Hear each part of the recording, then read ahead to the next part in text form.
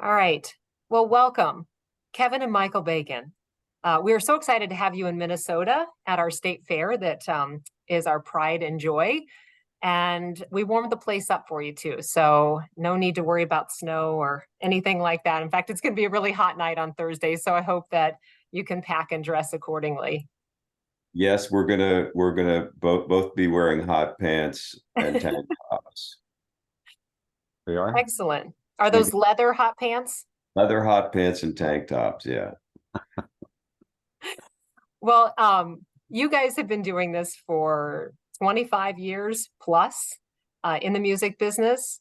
And I think it's such a special thing. In fact, as I told you, I was lucky enough to interview you maybe 23 years ago. It was either 1999 or 2000 in Kalamazoo, Michigan, when I was a young reporter, and you were performing at the State Theater there. And I just think this must be such a special thing to share with a sibling. So tell me a little bit about what you get out of doing music together and how it all started. Well, the way it really started is we came from a household that valued creativity more than anything else. And I'm 9 years older than Kevin, and my sister and I had a band. My parents were huge music fans, and music was a big part of our house, or acting or art lessons or dance lessons. That's just what we did. Our parents didn't care what kind of grades you brought back. They never even looked at the attendance record, thank God. And it was just kind of a free form kind of thing. And I gravitated towards music. I started playing the cello when I was very young, and later the fretted instruments, folk instruments. And Kevin was brought along in this kind of a culture. So we did some I saw immediately a talent in music and songwriting, and we started demoing songs when Kevin was probably 12, 13, something like that. And we later on, I moved to Nashville, and we were writing songs to be recorded by other people. When Kevin got into movies, we wrote songs for movies that he was in with zero success. And later on, we were still doing demos. Kevin would come down to Nashville, and we'd work on songs together. And Kevin's best friend growing up, Harry Spivak, was also a very good friend of mine. Said, "Why don't you guys come down to this club I'm working in and call yourselves the Bacon Brothers? They have a name. Get some backup guys," which I did.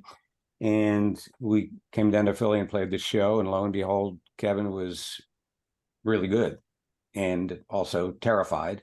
But I think we both saw something that matched what our creative desires were, in terms of being different songwriters, but at the same time having a lot of similarities. So we played the show, and rumor got around that we actually were pretty good, and other clubs up and down the East Coast started to invite us. And then a record company offer came down, and then another record, and they tell us this is our 12th CD coming out in the fall. So that's kind of where it started, and neither of us really have any idea how it's going to end. And we ending it would take a lot of effort and thought, and we just let it roll. And we always have, as long as the songwriting keeps going and we are putting out music that we like and we're hoping other people like, then it'll go on. Yeah, Kevin, let me ask you this. The State Fair, the Minnesota State Fair, if you've never been there before, it's a huge sort of special 12 days. And we have these stages where you'll be performing, and it's, the show will start about 8:30. It's a very intimate setting. I've seen just some incredible acts over the years. And tell me what you get out of doing music with your brother that's different than making movies. Because number one, you have the special bond of being siblings, but also there's that intimate relationship with the audience. Yeah, I think you're right. It is a good chance to hang together, to face challenges together, of getting places and having shows, and situations with the band, and creative things having to do with what direction that the song's going to go, and all kinds of stuff. So to be able to share with your brother is awesome. I think that when I started out, I had a big focus on theater when I was first becoming an actor. I did a lot of plays, not only in New York, but all over the country, regional theater. And one of the things that I always loved about theater was that there was a sense of danger, that there was a sense of butterflies, that there's a feeling that this night is going to be special, and anything can happen, and you're going to just share this one moment with this group of people. For lack of a better word, it's like there's no take two. Mhm. And so music, playing live music really offers that. Tell me a little bit about your childhood in Philadelphia. 6 kids in your family. You talked about the age gap. Michael's 9 years older. What was your house like? It sounds like it was an incredibly creative, fun place. Michael, what do you remember about Kevin too, being the youngest of 6 kids? It sounds like there was probably always something interesting happening in your home.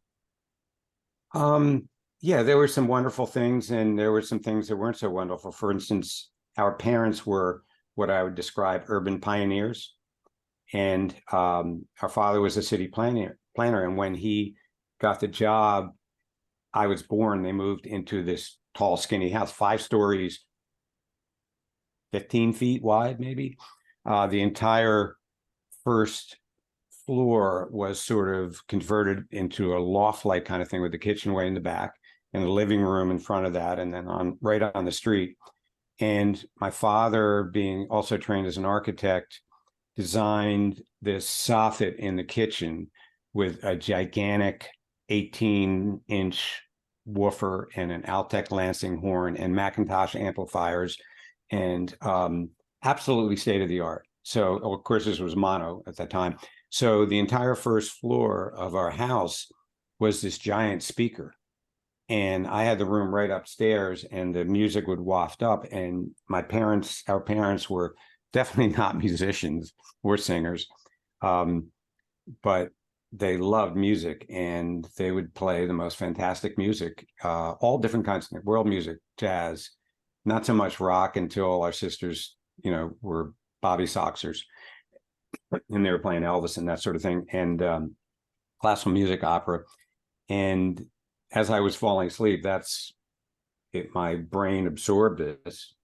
And as a film composer, television composer, you don't have an option of, oh, I can't write today, I'm having a writer's block. You have to have a source which is completely reliable. And I'll give our parents total credit for that. And also our older sister, Hilda, who was in fact, I've been archiving a lot of stuff, and I'll run across a tape of something that she made when she's a teenager. And she was a really good singer, and we had a jug band together. So at the same time, we were right in the gullet of Philadelphia in the 50s.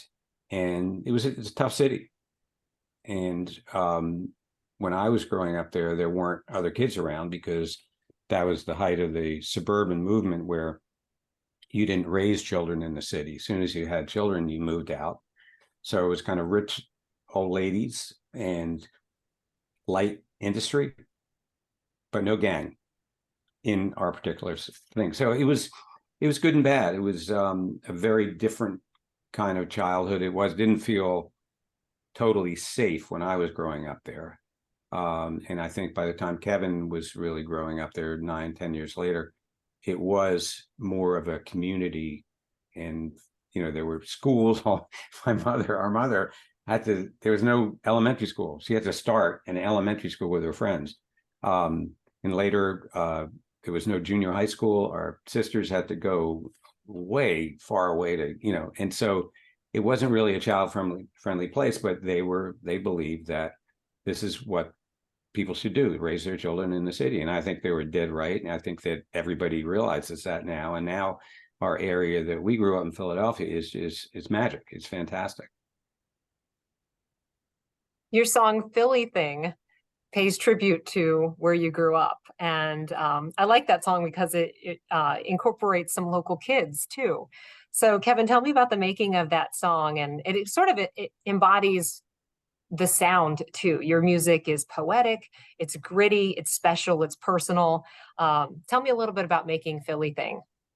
Uh, it just kind of jumped out. It was a reaction to the fact that sometimes you talk about something that goes down in Philadelphia. I don't know if it could be like a food, it could be like a political thing. It could be a story that you read in the news, and someone goes, "That seems so crazy," and you go, "Well, it's a Philly thing." I mean, it's like it was like a. So what I tried to do is pack in a whole lot of references to things that people outside of Philadelphia might not get. There are some references that people will get clearly, but it's people from sports, musicians, food, all kinds of stuff that's just kind of jammed in there. And when I wrote the song, I played it for Mike, and he was like, "Well, this is cool. Maybe there's a way to somehow tie Philadelphia-based organization, a charitable organization, to the song." And so we're big supporters of kids playing music, especially since when we were in the public school system in Philadelphia, playing music was part of what you would get. You'd get an instrument, you'd get a music lesson if you wanted it. If you wanted to be in a band, you could be in a band. And a lot of that music education has kind of gone by the wayside. So we were looking for an organization that not only encouraged musicianship and served underserved youth in Philadelphia, but also was focused more on the kind of music, well, that I play. Not Michael plays classical music too, but a lot of these things are about learning violins and Beethoven, but this is a place where kids can come and put bands together and play bass, play drums, play percussion, play guitars, write songs. They can work in hip hop, they can work in rock, they can, you know what I mean? And we found this perfect place called Rock to the Future. And so then we came up with the idea of actually having some of the kids play on the record. So we had this great, really fun session where kids were there playing guitar, singing. Michael arranged a bunch of background vocals for the three young women to sing, and we put a video together with kind of like the making of the song, and so it was fun. It was like a good full circle exercise. Yeah. And Michael, the track "Let Me Happen," I understand that came from an unused piece of music that was supposed to be for a TV show. Can you tell us what TV show that was for and how that music started? Here's why I can't, because I can't remember. Okay. Doing this archiving, I've been doing this for so long. I mean, I can't even tell you how many hours of original music that I've written and produced for films and television shows. And what happens with media, as everyone knows, is most of them were on reel-to-reel tape. Reel-to-reel tape can fail. Then it goes to digital, and digital can fail. And so digital actual tape. Now I'm digital in a drive. So I'm going through all my stuff and organizing it and putting it in somewhere where I can kind of find stuff. And every once in a while, I'll find a track that I go, well, that is a really cool track. These are all instrumental, a couple of songs here and there, but mostly instrumental. So I have a little file on my desktop and it says cool stuff. And I drag the track over. And so there's a whole bunch of stuff in there. And when we were getting ready to do the last EP we did, I just revisited some of those things. And I thought, well, maybe I can write a song on top of this. So I was able to find the original, what they call a D88, which is the master 8-track recording. And of course, I put it in my D88 player and it didn't work, but luckily it didn't chew the tape.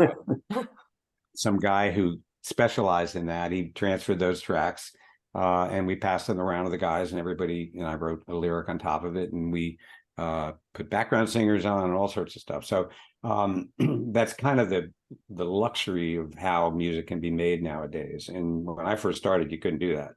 There was no way to transfer stuff over, and you went into the studio and you got what you got, and then you mixed it and went out. But nowadays we have enormous flexibility.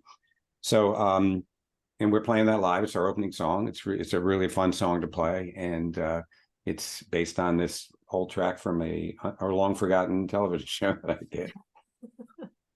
Well, I love how you incorporate all of your worlds into your music. And I know, Kevin, I read that your son has even helped to produce some of this music. And I mean, a lot of us live far away from our families, and to just be able to put something like this together, I think it's a good lesson for everybody to be intentional, to make sure you spend time with your families. And so you guys are on the road. Is this typically a summer gig for you?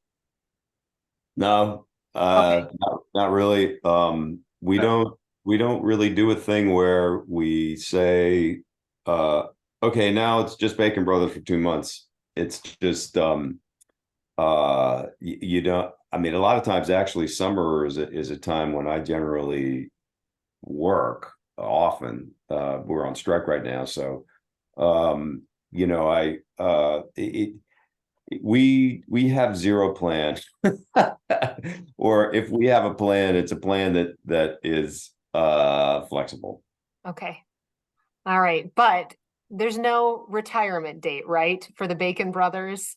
No. Should be, but there's not. Should be, yeah. I tell you, the thing about it is there's a very simple combination, and that is that we just keep writing songs.